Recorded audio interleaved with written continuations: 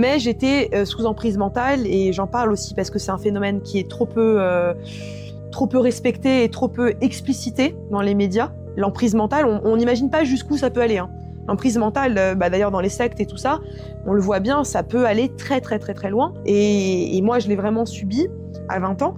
Et donc je savais, j'avais quand même une voix intérieure qui me disait il y a un truc chelou, tu vois, il y a un truc chelou. Et d'ailleurs, c'est cette voix-là qui m'a fait filmer aussi. Les gens me demandent dans mon film comment t'as pu, à quel moment t'as pu réussir à filmer.